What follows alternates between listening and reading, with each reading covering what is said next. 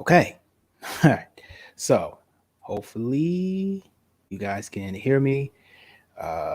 Little technical difficulties on my end. New location, new spot. So if you guys can hear me, drop a one. I end up solving the problem on my own. And yeah, brothers. So, and we're having a little bit of issues with StreamYard. A little bit, I would say, like past 2 weeks, end up figuring out that problem, talk to their IT person, boom, boom, boom. We got things solved. All right. So on my end, we're good. So we're gonna wait for a few brothers to come in. Hopefully, everything sounds good on my end. I'm doing a quick system check for you guys before we go in and start dropping that file.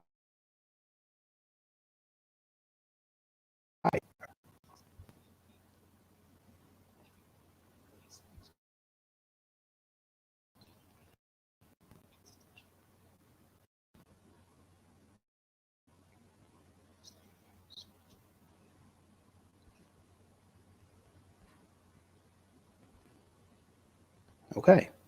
So that seems going good. All right, let's put the comments up and let's minimize that. All right. So now that I know everything is going well, hello, how's everybody doing today?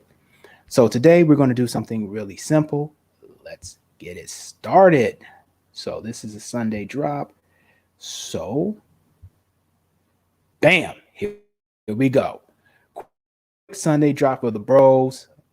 Love you guys. How's everybody doing? All right. Everybody's good. Good to hear. But first and foremost, we want to give a very solemn,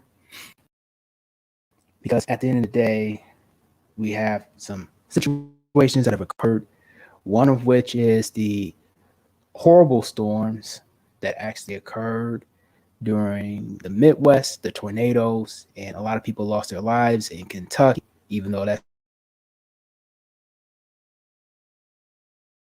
Indiana.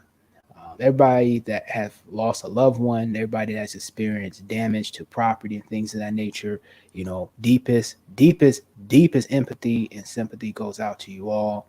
And also rest in peace to Demarius Thomas, okay, NFL player. So a lot of loss has occurred, but hey, brothers, we're going to keep on pushing forward. And even non so-called black men, white people that experience loss with tornadoes, my sympathy goes out for you. No one wants to lose their property or their crib. Nobody. All right? So we got that out the way, brothers. Drop some prayers to people down there. Let's keep it pushing. All right. We'll be right back in a second after these messages.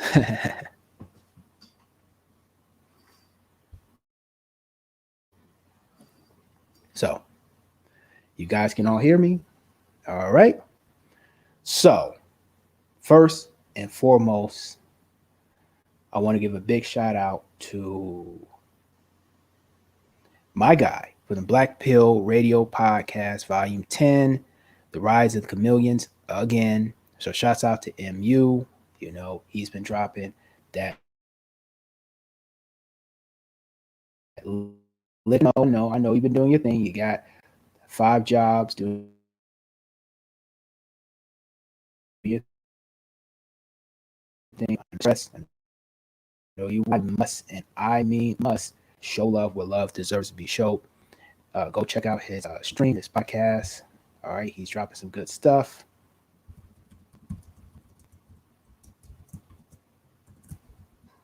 All right, so he had a drop, and this drop I had to think about for a second.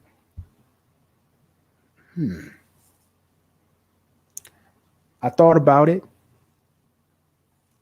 and this is what I came up with: the chameleons, the rise of the chameleons again.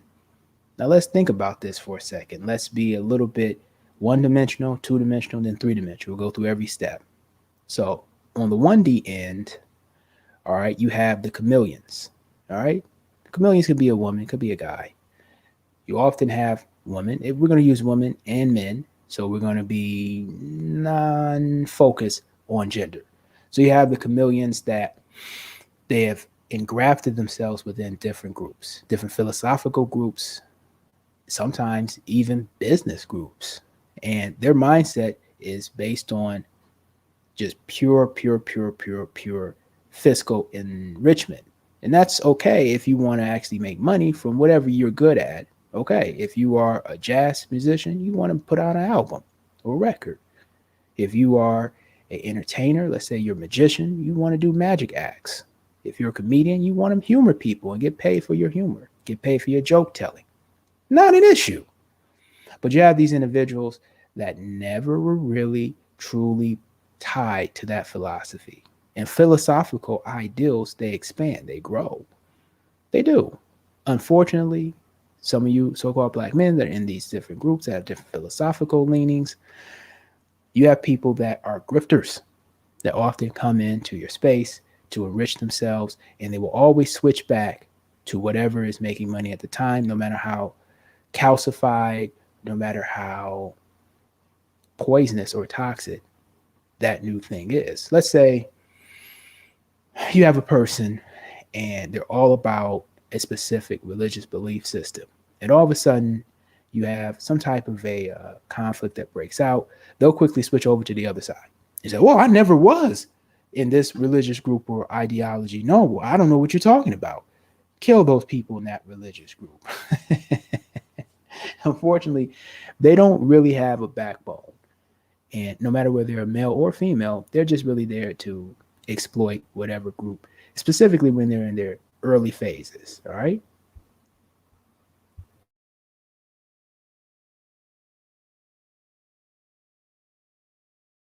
So, in the early phases or formations or foundational periods of any philosophical group, whether you're Socrates or Plato, whether you are a person that is following Chinua Achebe, his philosophies, things fall apart. No matter what you are actually studying and focusing on, at the end of the day, when you're in the early foundations, you're going to have people that come in that are going to one challenge, which is why you should have a very firm grip on whatever philosophical leaning you have. And two, they're going to create chaos. One, they believe as so below, as so above. Most of them do not believe in what you are espousing. They're there to create chaos. Okay, that's what they worship. They believe in do thy will. All right. Their goal is to create as much anarchy and chaos as possible and to dismantle anything from actually getting its foundations. All right, cool. Hey, what's up, Retro?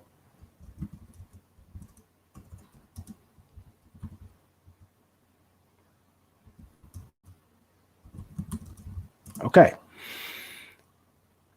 So their goal is to actually dismember any type of philosophy that could challenge them, that could take them out of control or power. Even if they're not really in control of power, they will work with those that are to undermine your philosophy for a bag of coins or basically, as they call it, trinkets. So you guys always have to watch out for those. It doesn't matter if they're male or female. All right. And they'll come in and try to be a chameleon. And all right, shouts out to Retro. How you feeling? Let me show that. All right. So, long story short, they are what we call the chameleons.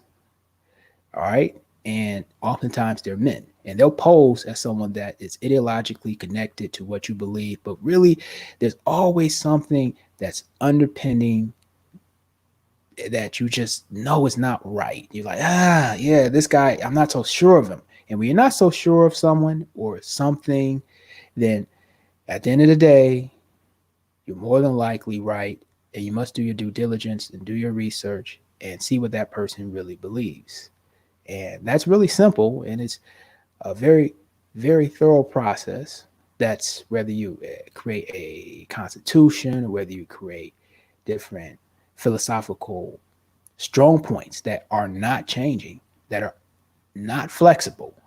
And when you see that they try to flex, try to dismember, or try to create flexibility with something that is you are not moving from this. Your foot is down. Everyone else that agrees with this philosophy, foot is down. But they're always trying to bend and alter things to best fit who they are eventually going to grift onto. Okay. Let's see what you say, Retro. Absolutely. You got to watch your surroundings. You got to learn from life. I agree. And there's different things that you learn no matter what your age. And you go, oh, well, this person just does not seem accurate. He doesn't seem like he truly, really believes in what you are espousing. So with the Black Pill Radio Volume 10, shots out to my boy MU, The Rise of the Chameleons again. He talks about women, and he says that you have women that came into specific spaces and they're really not going to do much for you, so-called black men. All right. Their goal is to enrich themselves.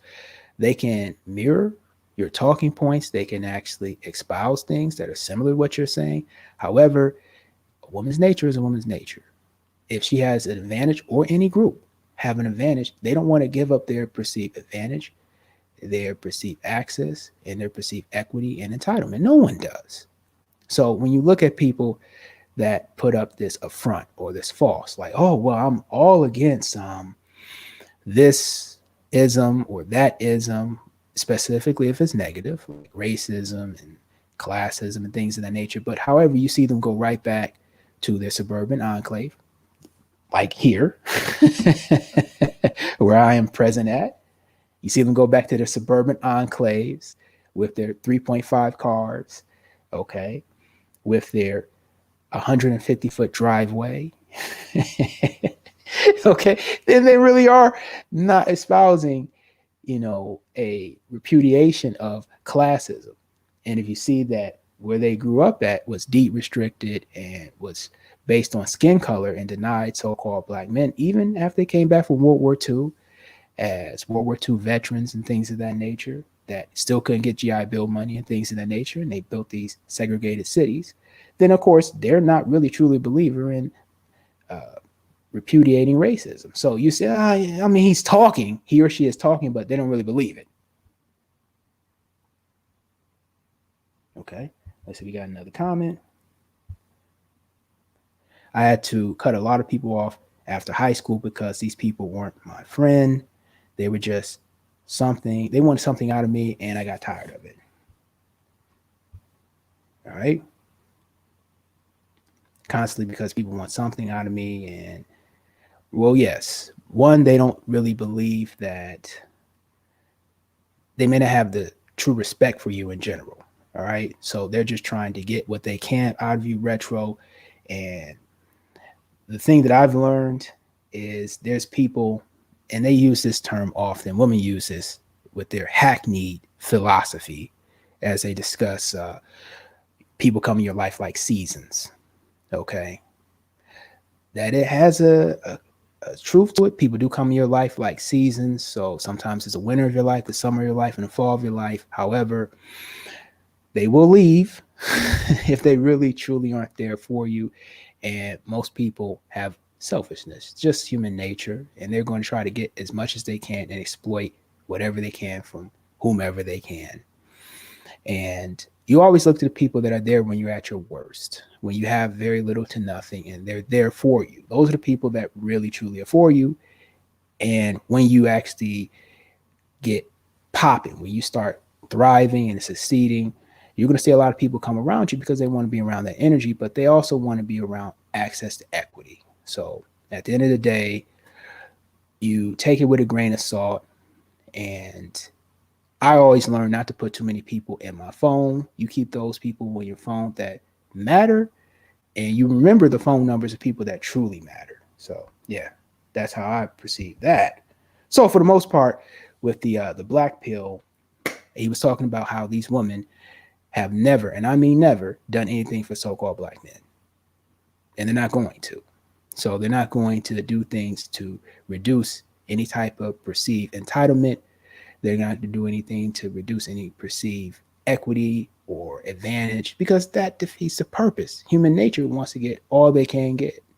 They don't want to actually give up anything. So they're talking and it sounds good. And they're also playing on not the naivete, but the desire of these so called men to have companions, to, uh, I guess they call it the Newalt. Yeah, that's an old term. I haven't used that in years. But shouts out to MU. So the Newalt. Let me type that in.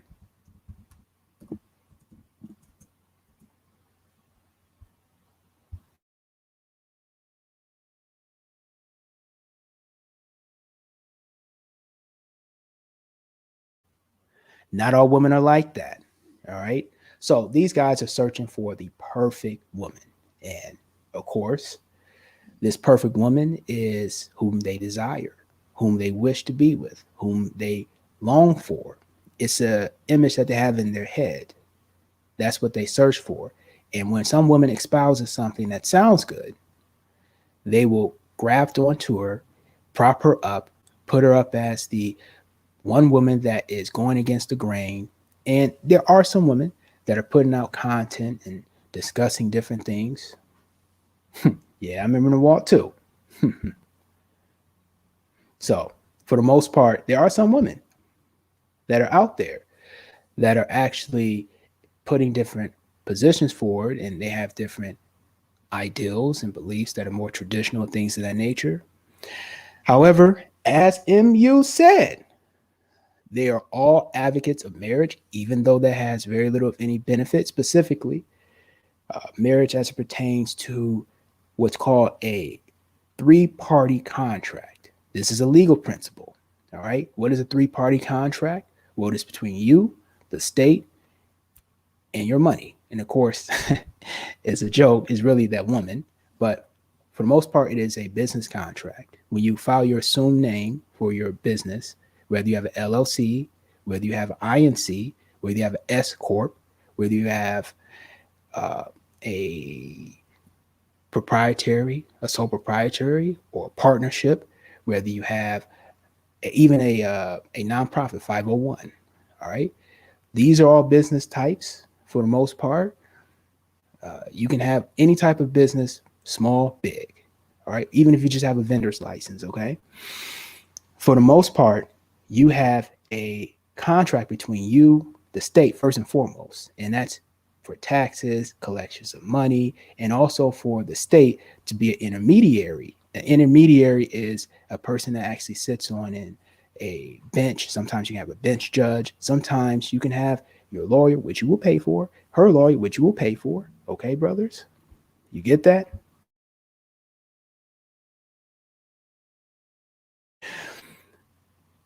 And what will happen is that judge mediates that divorce. He is set there in place, he or she. I'm not trying to be sexist or anything like that. And they determine where your assets go. So you are putting up 50% of your assets or wealth, and really you're putting up 65%. And you guys may not understand 65%. 65 is called super. Super is earned income that is not yet collected, which is based on futures. Futures, just like stocks or shares or bonds, is based on you and what your earnings will be based on your pension, 501k, SEP IRAs, Roth IRAs, your pension, whether it be for retirement, military pension, when you get to a certain age, Social Security, SSA, Social Security Administration, even SSI, Social Security Insurance. These are things that can actually be calculated on what you earn post retirement, even things like annuities, life insurance, bonds, stocks. Of course, if you don't sell those stocks, okay, you have other things like CD, certificate of deposits, mutual funds. You have AAA certified tax-free exempt municipal bonds, all types of bonds that you can think about, whether it be limited liability. I don't know why you get limited liability. Those are junk bonds, but you can get all types of different grants, You can be a recipient of government contracts. You can have a government ID that allows you to have government buildings, which you rent out, and they have a specific amount of years that they'll actually rent that building out. And they can calculate based on what you will earn within the perceived future. And then they put that on top of the 50%, which is called super. So that means you have another 15% onto what you will have to pay, plus the fee from divorce, plus the fee for her lawyer, plus there's different things in different states based on, and a good book to read is whatever state you're in, go to the library, and there's called a divorce book. All right. And it's a divorce book for Michigan, here in Michigan. And it breaks down with minors, without minors. Get the one without minors first because it's thinner. The one with minors is a lot more stuff. And that actually breaks down all the fees, everything that you will have to actually pay based on income. And for the most part, 50 is just a suggestive amount, because if you have kids, it's based on your income. That's at least 15 to 20% in most states. Okay. And then there is things such as your, what's that called when you give your woman money and you have to give it to her every single month? It's not prenuptial agreement. That is what you need to get, but that can be thrown out by a bench judge. Let me think about it for a second. Give me a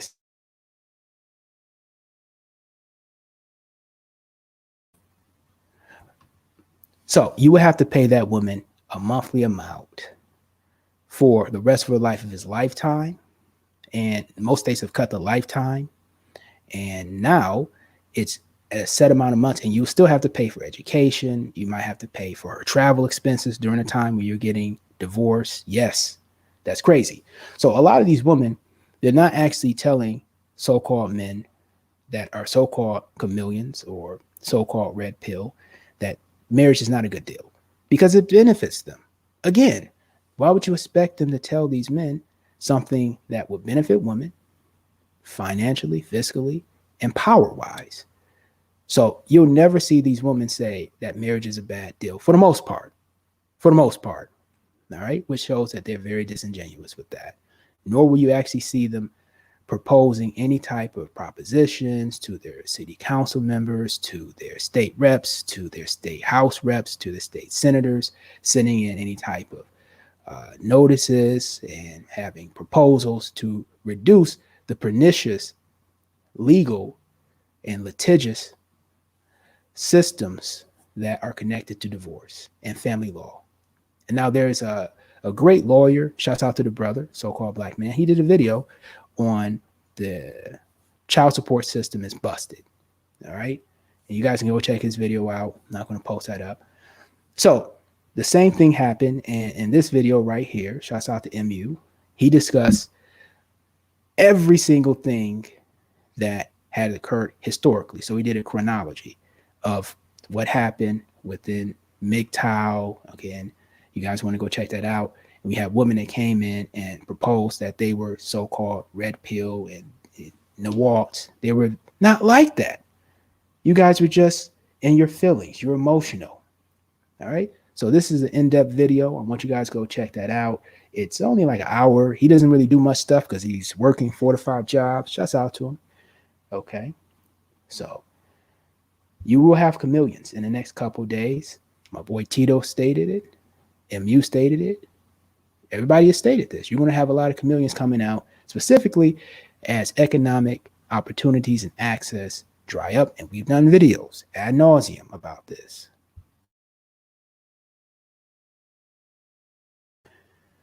And you guys remember at least 10 videos I did ad nauseum about different technology coming forward, as we discussed from World Economic Forum, as we discussed from different robotics, as we discussed from retail sales and service-based jobs. And we even discussed things that did eventually come about with broadcasting.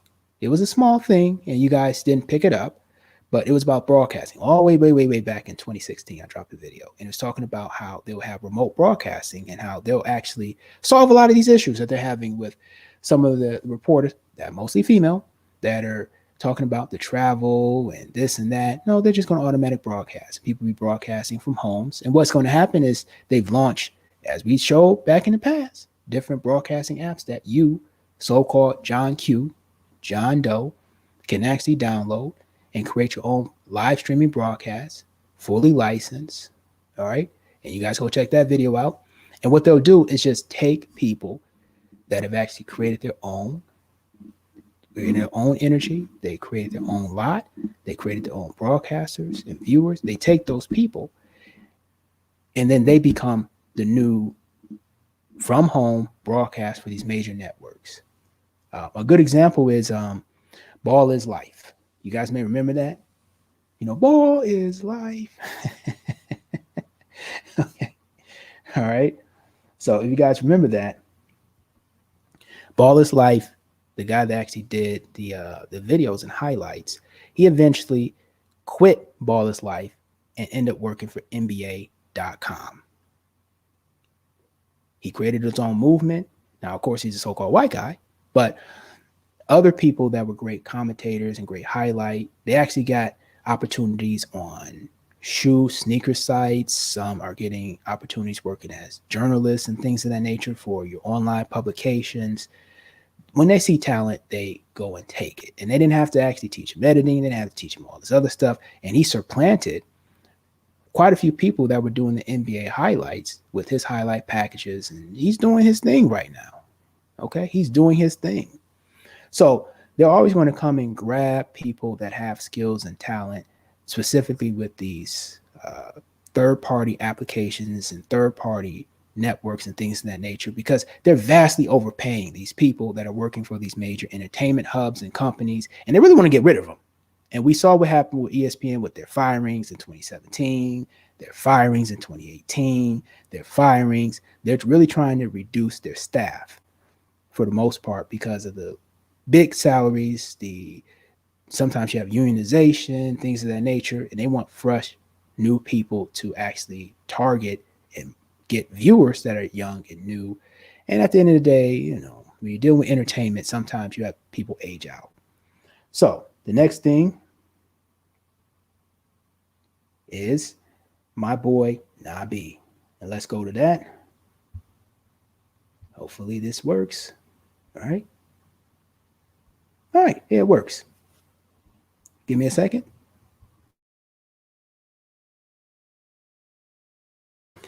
So I would play the videos, but I don't want to disrespect these brothers. All right. And put their content out there without their permission. So shouts out to Nabi, And he did do African women really hate Afro men. All right. Now it's a longer title. And yeah. So for the most part, with this was a good drop. Again, we're not going to keep you guys long. So we're going to round this out in about 10 minutes. So do African women really hate Afro men? Because I know you guys are watching the game. I'm about to go watch it myself. All right.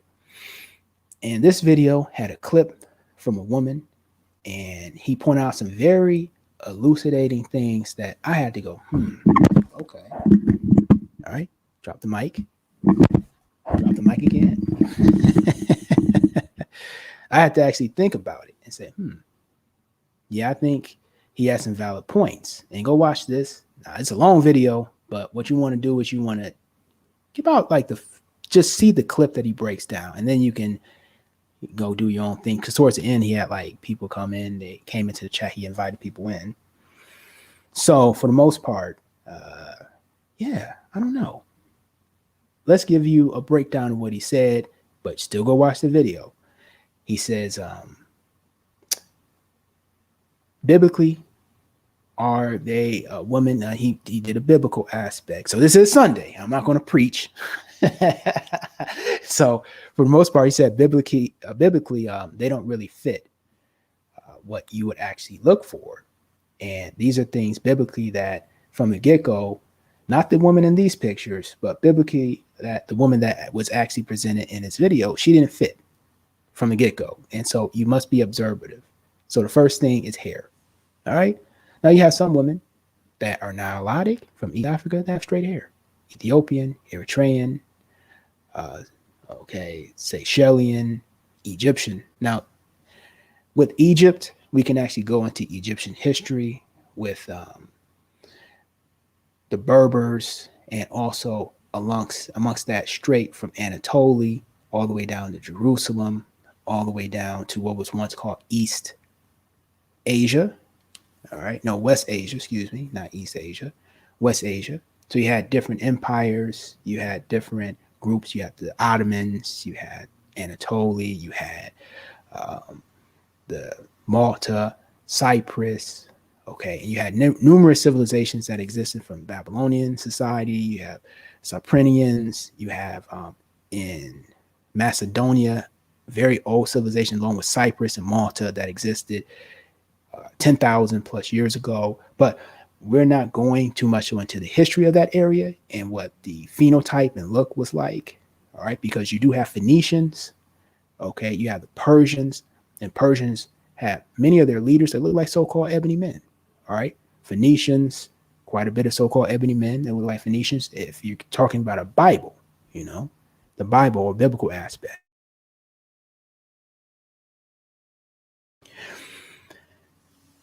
And the ancient Egyptians or Commitans or Ma'atans, they had color, they had a hue. You can look at what hasn't been distorted amongst the pyramids and the temples in Egypt, and also in Sudan, with the step pyramids in Sudan and elsewhere, right? You can look at the different depictions or the hieroglyphs of what the people actually look like.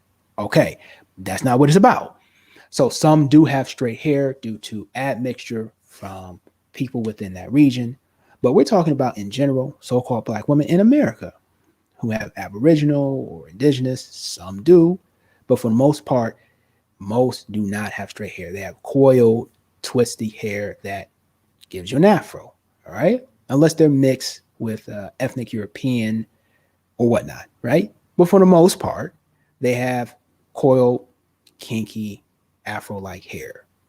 Okay, so when you see images of them with perms and weaves and things of that nature, from a biblical standpoint, they're not trying to represent you, so-called Black men, what he said in his video. What they're trying to represent is what they idolize, what they desire. And they're wearing their desires on their head, which costs money. And at the end of the day, they don't look like the woman that they really are. They're putting on projection.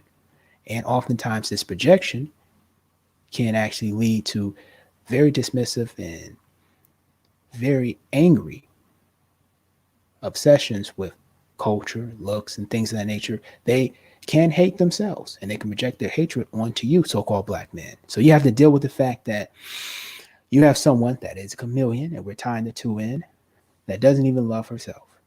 Then if she can't love herself, how can she love you? How can she love what comes from you? You have the seed, the thumos, the light. Okay? How can she love you if she doesn't even love herself? Then the next thing he discussed was very interesting. He discussed tattoos. Now, from a biblical standpoint, if a woman says she's religious and she believes in the Most High,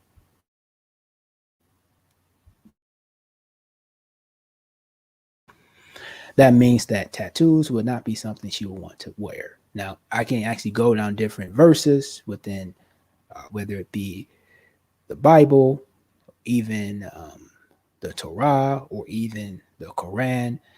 You're not supposed to mark your body. All right. And in Islam, they don't believe in specific, strict adherence to traditional Islam. You're not supposed to actually shave your face, your mustache or beard, because the face is holy. So I guess they couldn't shave them. But that's why they have the beards, and they got cool beards. So shouts out to my guys in Middle East with the long beards. Shouts out to you. But you do have a history of so-called ebony men in Spain and in Italy called the Longbeards. You had so-called Black men that were Normans in Italy and Norman conquest. Of course, you have the Knights Hospitaliers. You also have the Knights of Malta that were so-called ebony men, and they had numerous wars against, the different empires that arose, Middle Eastern people, et cetera, holy wars and things of that nature. But I digress. So You're not supposed to mark the body. Now, different tribes all throughout Africa, they have different traditional markings. All right, that's based on their culture, is what it is. But I mean, like putting a tattoo of Bugs Bunny, that has nothing to do with your tribe. Putting a Playboy tattoo on your left hip, your girl, that has nothing to do with your tribe. Playboy, I don't want to go too deep into the symbolism of what that bunny represents, but at the end of the day, Playboy is, he's Hugh Hefner was a handler of assets, most of which were peppered all throughout Hollywood through entertainment, and many of the men that actually came in contact through Playboy parties and things in the nature were assets themselves. It is what it is. It is what I don't want to go too much into that, but for the most part, Hugh Hefner, high level handler. Shouts out to the bunnies, I guess. Oh gosh. But for the most part, that has nothing to do with their culture. So the tattoos can mean a numeration of things from a psychological aspect. Again, I am not a psychologist. Why? Because I am not a board registered psychologist. I do not have a state licensing to practice psychology, nor am I an armchair psychologist. But I can give you the source if you like. And a lot of women and or men that have their bodies covered in tattoos, there are some cultures that had tattooing of the human body. Within Europe, there's certain subcultures and tribes that did it. Okay. And I can give you those sources. They discussed it in ancient England and its Black origins and past, a retrospective volume 1 and 2. And it discusses numerous tribes that actually mark their whole body up with tattoos.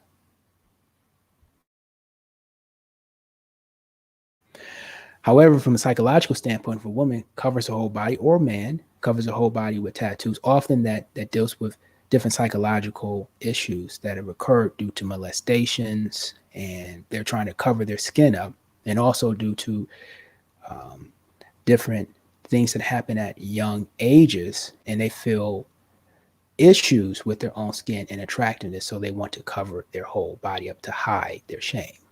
So from a psychological aspect, when you have people that completely immerse themselves in tattoos and they're not a tattoo artist, and that's not a walking billboard of their artwork and skill set, then it alludes to other issues that are very deep, very deep. Okay, you may have had some issues with molestation at young age and even rape, things of that nature. So these are things to look out for. Okay, so she's going to be in a self-destructive path, that woman that you deal with. And or she will assume, yeah. Okay, yeah, I understand, but tattoos have been around for thousands of years, from feudal Japan to China to Americas. It's a part of how people express different cultural aspects. I guess it is what it is. So for the most part, that woman with the tattoos is really, she's connecting herself to whatever's trendy or traditional at that point in time. Okay. And if she is consumed with trends and what's popular at the time, guess what? Then what's popular is often not healthy, especially if your society is not a healthy society and it's a very sick society. So she's assuming what is trendy and popular, which means that, as most women are women of the time, that it can be a destructive path that she's leading down that you can get enraptured in. So you want to actually avoid women that are all about chaos and disorder. You want order. And all a father is a person that creates what's called order. He creates what's called boundaries, and he is a leader. And that woman that she's following trends. The trend is that she is her leader. The trend is Delima, for her to do thy own will. The trend is for her to be in direct opposition to you. The trend is for her to be a person that creates chaos because she believes chaos is good. All right? That's not order. So you want to avoid that woman with the tattoos as he said in this video, because she's going to be a person that wants disorder and disorganization. And through disorganization, you'll see her place disorganized, her car disorganized, her car filthy. You're going to see her trunk space filthy. Everything about what she represents is going to be disorganized, disorderly, chaotic, because she is battling within herself. She's battling within herself, and she'll battle you. She will always try to create disorder within your life, both physically and emotionally. Okay, so this is what she'll do. She'll come into your space and she'll take your dishes. She'll take the plates that she's eating on, she'll just throw it in the sink. She knows you have a dishwasher, but she'll throw it in the sink. She'll give any excuse to why she's done, but she wants to create disorder. She'll just sling clothes around your place. She'll do things to create disorder. If you have a certain time, like in Mo Better Blues, shouts out to that movie, and Spike Lee. He had a certain time to practice, a certain time for, this would be bleak Denzel Washington, certain time for him to do specific things because he wanted order.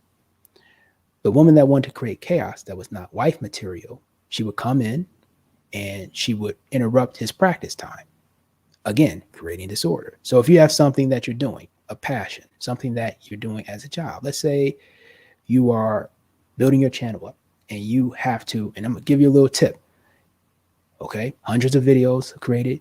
You want to do it, all right, you schedule a day and you do all your videos on that day. You edit them, everything like that, and something comes up to where you can't put videos out that week. You've already edited things and put it on a schedule. Boom. All right, you do it once that week and you take care of it. And if something else comes up, some aspect information comes up, you take the video that's going to be scheduled for that day, create a live stream, and you can bring new information in and just drop that preloaded video along with the live stream. Okay, at the same time. All right. And this is a way for you to create order, to grow your channel, to grow your knowledge, to grow your truth. And she will always be a person to create disorder and chaos. She's going to come in the day you're recording. She's going to monopolize your time. She's going to not take you seriously. One, because of envy. She envies your order. She envies your logic. And two, she believes she's superior. All right. And she's superior because of laws and policies and things of that nature that she perceives to give her an advantage, not just because they want to create chaos, those in power to maintain order for themselves and equity and things of that nature. But she thinks she's really better. All right. So we move past the tattoos. You move past the weaves. And then my boy Tito actually talked about when she's trying to target other men of other ethnicities, she will often wear different things that she normally does not wear. And this is what we've always perceived. So you'll see her in a Def Leppard shirt. You'll see her in a Iron Maiden shirt. All right. She probably didn't even know one of the group's songs or hits. Iron Maiden, Def Leppard, Pink Floyd, Led Zeppelin, hell. She may not know Sixto Rodriguez, which is not a white group. He's a folk song. Shirts for Sugar Man, good documentary. She may not know who these groups are. She may not know who Nirvana.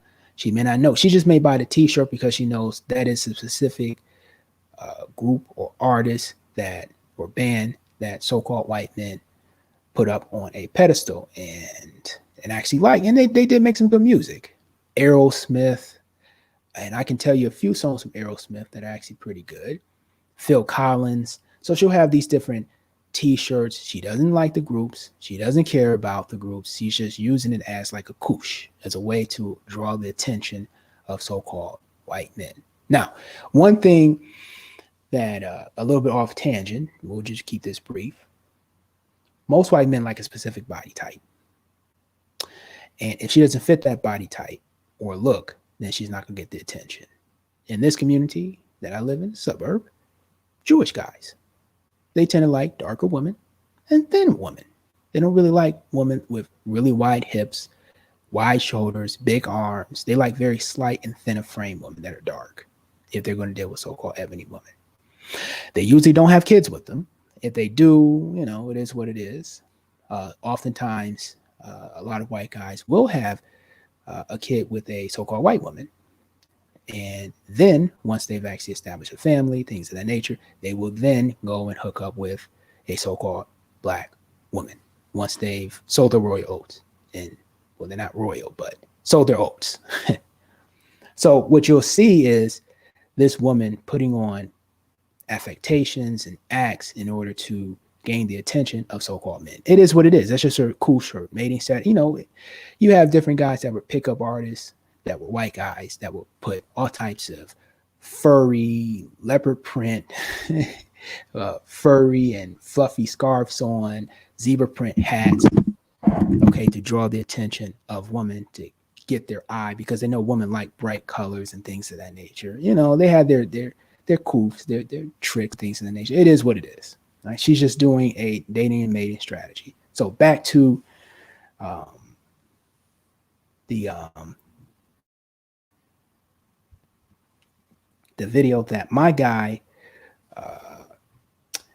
Nabi dropped. There's two other things that he discussed, and there's two things that he didn't discuss. And I'm going to go briefly through the two things he discussed. Okay, clothing and attire.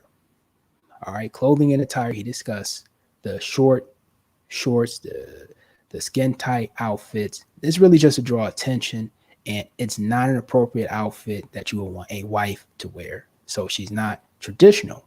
Now, you have very beautiful traditional clothing all throughout Africa, whether it's dashikis, whether it's cultural clothing based on region and topography and climate. Some women are going to have different dresses, different materials based on what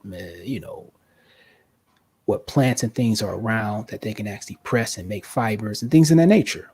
So silk, cotton, all sorts of different things that they have access to that they can plant. So their clothing might be a little bit lighter in some regions, might be a little bit more concealing, and it is what it is. But they're traditional. They have different things like different esoteric, different traditional, different tribal prints, different things that actually symbolize different things. Some cultures, they love green because green is vegetation and also connects to their gods that they once had. Some cultures love purple because it's a color of royals. Some cultures and throughout Africa have different birds. Different birds symbolize gods. Okay, but that's neither here nor there. They all have their different prints, whether it's esoteric, whether it's connected to just things that they valued. It could be different things that stood out within their culture that helped get them from specific ages, like Bronze Age, Stone Age, Iron Age, things of that nature. And the advent of them having steel columns, which they traded with the Vikings, specifically in West Africa. The Vikings would come down and get these steel columns to use to build their ships. And the so-called Vikings, quite a bit of them, look like so-called ebony men.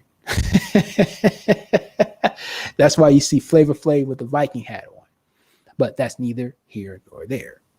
All right, brothers? So if they're wearing very tight and constricting clothing, they're doing so to get attention. And often what you'll see with chameleons, they'll be making videos about how men aren't paying them any attention.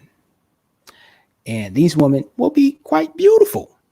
They'll say, oh, well, men aren't paying me any attention, man. Why can't I get 10 guys to actually reply to me or 15 guys to call me and give me the attention? Okay, what's going on? Really, brothers, that's a play for attention. She knows she looks nice. She knows what she's doing. She'll probably wear a close, tight top with her chest showing. I was going to say the other word, but I don't want YouTube demonetizing me.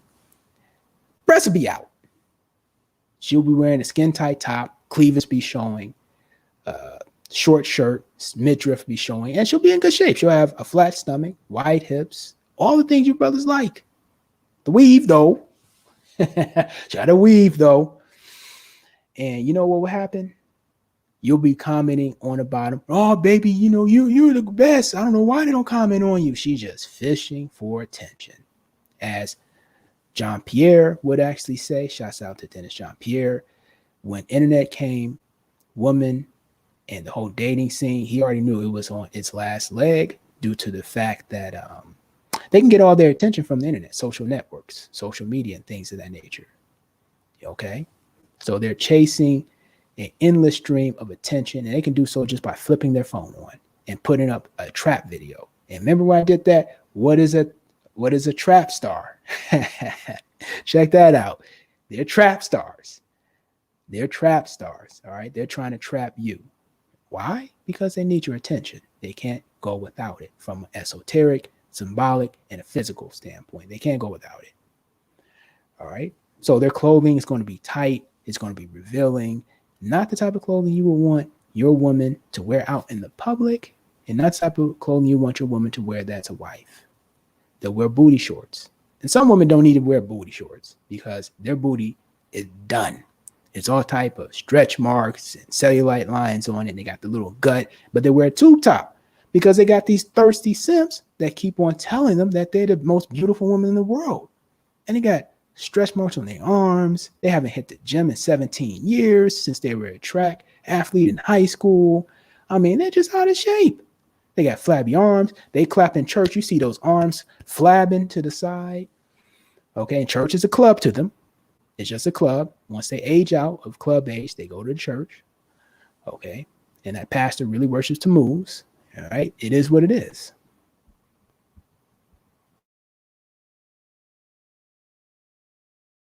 So her dress is indicating a few things. One, she's traditional. And if she's traditional, she's following all the trends. And those trends are destructive because her clothes are not in moderation. They're based on over sexualization, which she has no problem doing. All right. They're not moderation. And within different cultures that are very religiously based or traditional, women have moderation on clothing and dress. And it's not actually the men that do it, it's actually elder women that want to moderate the way women dress. Okay. Because they understand different sexual aspects, they understand the value of different sexual energies and things of that nature. So they want to keep the woman more moderate, more traditional, capable of actually having respect from other men. Okay. And you can't do that when you're naked or half naked walking around in the street. It is what it is. Now, me, at the end of the day, I'm not actually dealing with so-called Western women for the most part. You know, mine is a high and buy. You know, I don't want to see them get harmed in the store or anything like that. And another pre-statement, I in no way, shape, or form I'm not hating on so-called black women from dating, mating, or having children or marrying, which is very slight. The marriage rate for so-called black women with so-called white men is very low, and it's been low for over a century. That percentage has not increased. So white men are about status. They're about class. So-called white men, all right? They're about, as Tito would say, exclusivity. But for the most part, what they are about is maintaining power. And power was given to them. For the most part, land was given to them through land grants, through different territories and that had breached contracts, different empires, and they were given aspects of land and they want to hold on to it. So they pass it down. They go and they study living trusts, wills, and they pass that land down because land generates money and it holds money and it appreciates sometimes. Sometimes land doesn't appreciate as much, but it does appreciate at its own rate. And unless it's like toxic waste, it doesn't depreciate. So it holds its value. You can pass that on from generation to generation. And they're here to hold on to those properties. All right. So for the most part, he's about status. All right. It is what it is.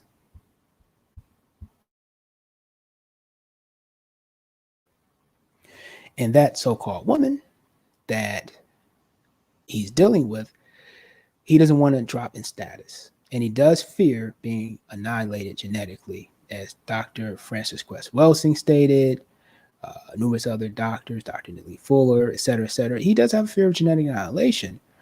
But if he deals with so-called black women, he has either decided not to have a kid, okay, or he has decided to already have a kid through a previous partner that is a so-called white woman. All right. He has his own racial hangups, but if he's dealing with that woman on a sexual basis, then he doesn't have as many hangups about mating and having kids and things of that nature. But he will deal with that woman based on his own accord and where he's in a position of power, as most men should. All right. Most men should. So he's going to see her as more or less, I guess, like he sees it for most part like conquering. Like, okay, I can hook up with her. I haven't hooked up with this woman. Sometimes it's an exotic thing. Like, okay, I can hook up with this woman and an Asian woman and an Indian woman. I haven't been in this. I want to hook up with this woman. It is what it is. It may not be as much about relationships. It may not be as genuine as a person such as you, so-called black man. You may go to Brazil. You may go, and this was discussed in Nabi's video. You may go to Brazil, Colombia. You may go to Seychelles. You may go to Gabon or Gambia, Tanzania. You may go to Paraguay or Uruguay. You may go to Dominican Republic, wherever you so lay your head at. And you may say, okay, I really want to get in a relationship. And I don't know about Dominican Republic, but I really want to get in a relationship. So I'm going to go to Uruguay or Brazil or Colombia. And that woman, she wants some type of security. She wants some type of understanding that you're just not here for a week or two, that you're going to be here for a longer period of time, that you're really about a relationship. So if you're there for 3 months or 4 months, all right, she knows she can actually build a relationship with you, that you're actually going to come back from a longer period of time, that you actually want to create something. And many so-called black men, you just want peace, which is why you travel. You want peace. And how do you get peace? Well, you travel, peace of mind. You get a chance to relax from the stresses that you have to do, work, life.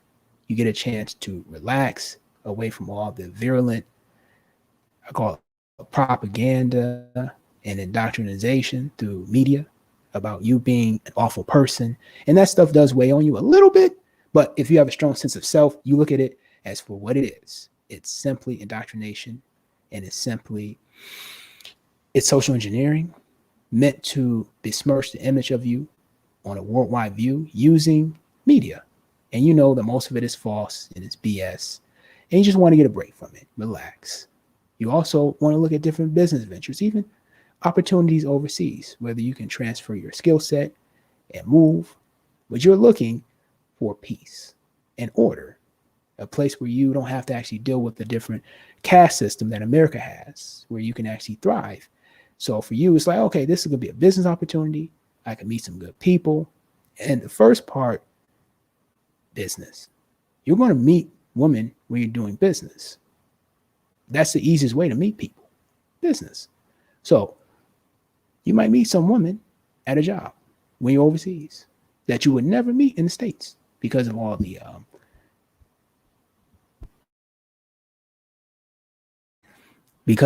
different policies in place and all the different things that are preventing you from actually creating a family. As your elites, well, I don't really call them elite, but your elites are creating different barriers to stop family formation, okay, so they can maintain power for themselves, okay? If the woman is dependent on them for money, resources, etc., they become the man of the house, or they become the person that is in leadership to that woman, which means that they become easier to influence. So that woman would be more likely to take whatever state policy, take whatever state ordinance or law, even if it is pernicious and society destroying, because she makes a perceived benefit or equity. So they can become great influencers. That's why they say YouTube has influencers. And they'll often pay these influencers to push different products, push different behaviors, push different, behavior modifications, different things to engineer what best fits them. If they tell a woman, go get tattoos, go get piercings, go wear this type of clothing that's really salacious and things of that nature, smack your boyfriend, get into arguments and disputes with them in the couple channel, grab weaponry and do things of that nature. And these women are heavily influenced by these images and these videos without proper context that these people are entertainers. And this is just for, YouTube and different Facebook and different things for entertainment purposes. They might actually go out and be dumb enough to engage in trendy, atypical behavior that they see from influencers and TV.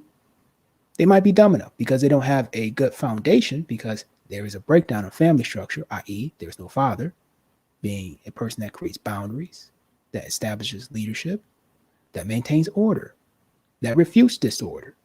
They may see these women's houses and apartments, and it has clothes and piles all the way up to the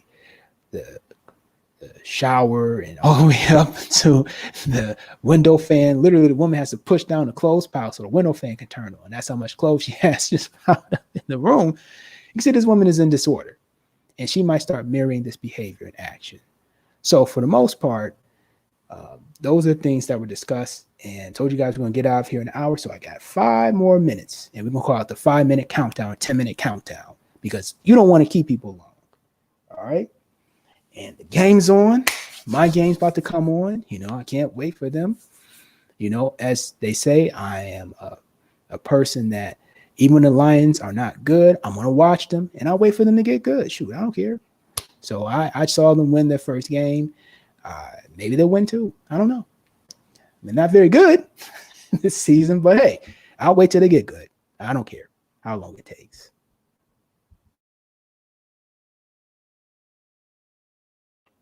So there's 2 things that neither my guy Nabi or my guy MU actually stated about chameleons. And these are things that you brothers that are listening to the stream will actually pick up on. The first thing you're going to pick up on that was not stated that these women that are chameleons will actually do is they will actually come into your live stream and they will create chaos. And then they will also come into that live stream the next week with a new avatar, and then they will play the role of someone that supports your position.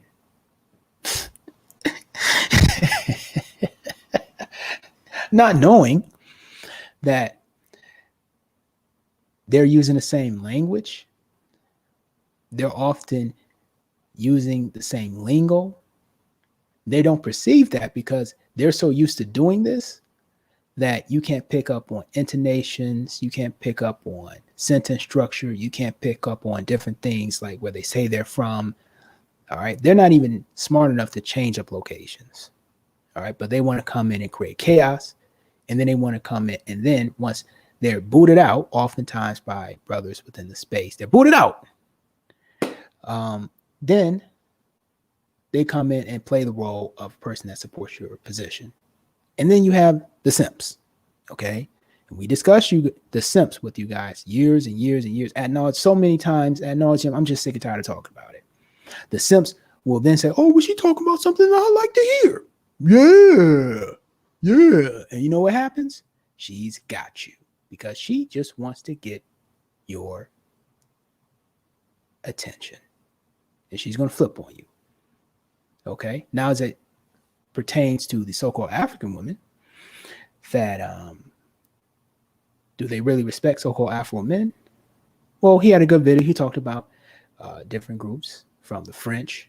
One thing he didn't discuss was that France actually has $500 billion of African money in their banking system, which pays for their social systems. If Africa requested, as they have at AFRICON and different conferences, things of that nature, their money back, then oftentimes they'll come up with all types of reasons. Oh, we just can't do it. No, we can't do this. Well, because they're heavily dependent on that money in order to maintain their social systems and structures. Okay. And France actually, in these different African countries they colonized at one point, some of the countries use the franc. France doesn't use the franc. Okay. So they're using a dead currency that France doesn't even really currently use. All right. But they have access to $500 billion of their money in their banking system, which pays for their social systems. That's a problem. They should request that money back. All right. And they built very little infrastructure within these different African countries. So some of these women that were able to get some type of equity and entitlement, and from whether it be placage, which is a system in which they had children amongst the Western Coast, which you have uh, the Daughters of the Trade. Go read that book. They were able to get little trinkets, different things, nothing major, but trinkets. And they sold out different groups. They sold out and gave intelligence, uh, information, things of that nature, that led to warfare and things of that nature. But they had the different mixed children that were then placed in as intermediaries, which best serve the interests. And you are the whoever your father is, that is who you are connected to, seed wise. So oftentimes you have people that are of mixed ethnicity here in the States, whether it be white and Native American, et cetera, et cetera. And some of these Aboriginal indigenous tribes don't accept them. It's, oh, well, no, you go with the white people because that is who your father was. So be it. So with that, you do have some of them that are loyal to different crowns and to different empires, whether it be France or whether it be Asia, that come in and build their seaports and things of that nature. Okay. That's just the way it is. And they're going to always take that behavior pattern on, whether it be here in the States too. So-called black women, well, black women, they are connected loyally to so-called white people and persons. And yes, okay. And we do have some African women that have the perception that Zaddy is basically superior to you and they're always going to be loyal to him. I always give you this one example. Rhineland bastards. And you guys may be saying, what the hell is Rhineland bastards? Well, Rhine actually connects to Germany or the Rhineland. And during World War II, French women, not all, not all, but French women had relationships, and I'm trying to be PC, with Germans, the Nazis.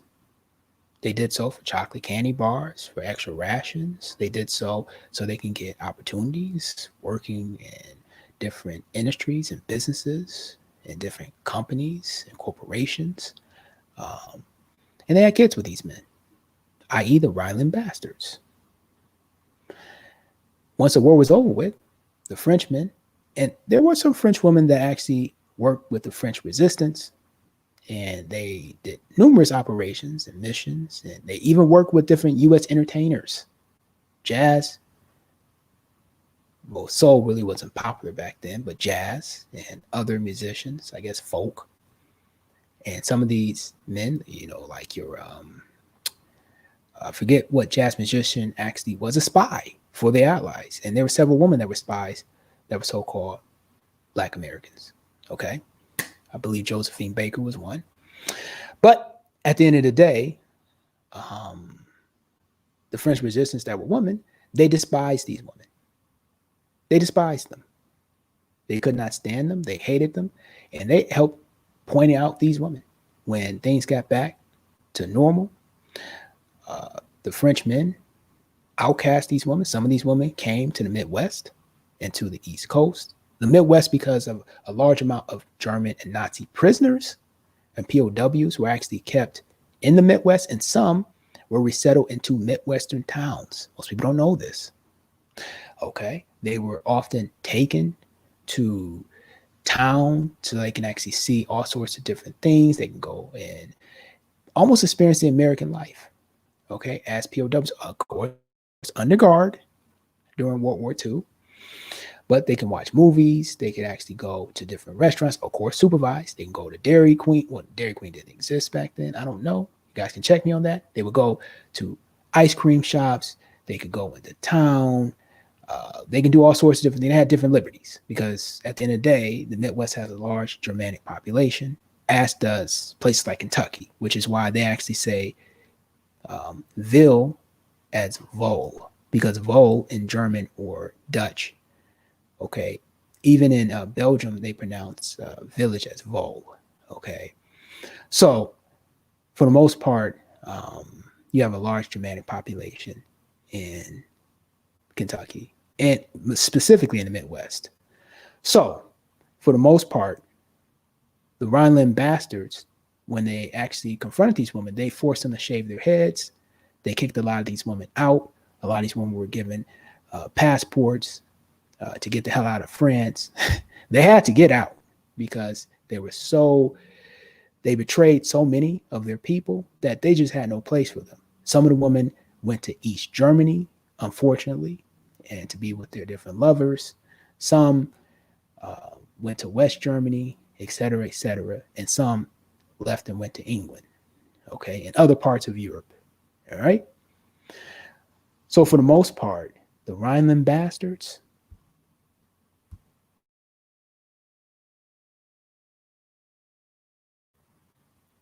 these women that betrayed and committed all types of treasonous action, okay, they were pretty much so ostracized, discarded from general pop in society.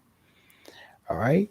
So for the most part, you're going to have women, no matter what their ethnicity is, that are always going to try to give themselves, first and foremost, an advantage when different empires or different civilizations are confronting them. They're going to try to get on the good side so they can get the best benefit, because at the end of the day, this is just woman's nature. That's her nature. So if a war broke out in America today, and facetiously speaking, there was an alien race of men that look just like us, so-called black men, white women will be sitting back and talking about how they support black men and this and that, and they'll switch up quick.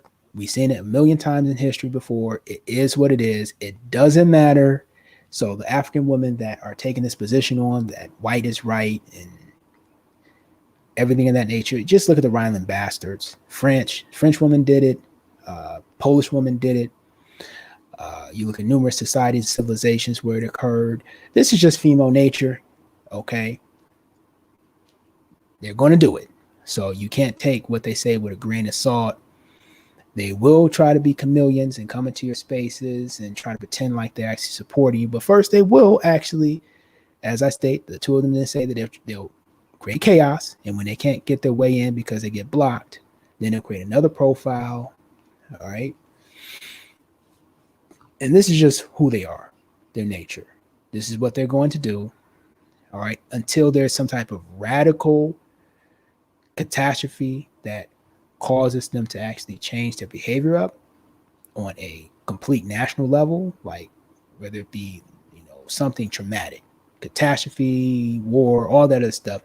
Everything's going to continue on the path that it is until something radically changes it. And that's when people are forced to work together and when systems collapse and you have to rebuild in that place. But until that time, brothers, I'm out. Keep your heads up. Go check out the two brothers' videos. Peace. Hope you enjoyed the stream.